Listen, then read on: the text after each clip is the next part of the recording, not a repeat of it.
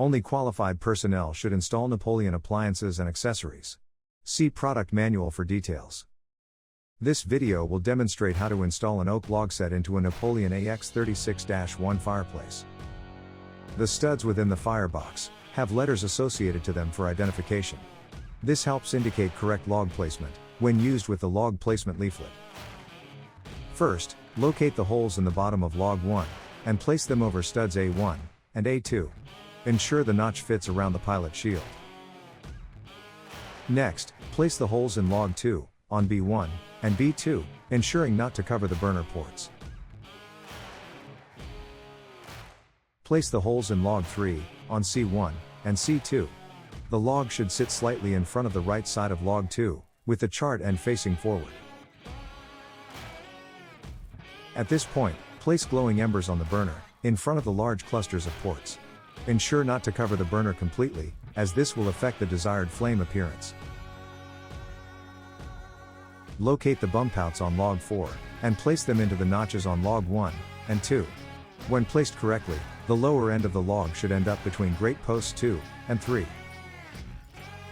Locate the notch on the bottom of log 5, grate post 1, and the locator on log 2. With the notch placed over the grate post, rest log 5 across log 1 and 2, with the chart end facing inward. Locate the notch on the back of log 6, and rest it against the front grate between grate posts 1 and 2. The upper knot will rest on grate post 2, with the top of the log slightly under log 4. Locate the notches on log 7, and grate posts 3 and 4. There is a large notch on the back which rests against the front grate, while the grate posts fit through the top and bottom of the log.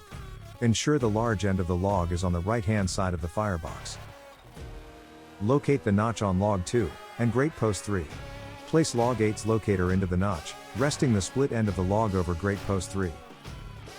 Place the supplied charcoal on the media tray, around the logs, to finalize the media installation. Never cover the burner and air intakes or allow objects to come in contact with the pilot. Allow the fireplace to burn for a minimum of 15 minutes before assessing the flame. Note the peaks and valleys within the flame pattern. Logs should not impinge or split any flames as the fireplace burns. Check the placement of the glowing embers. They should not restrict the flame and should be placed to create a realistic glow effect on the burner. See the video description for all manual, leaflet, and part numbers for this log set.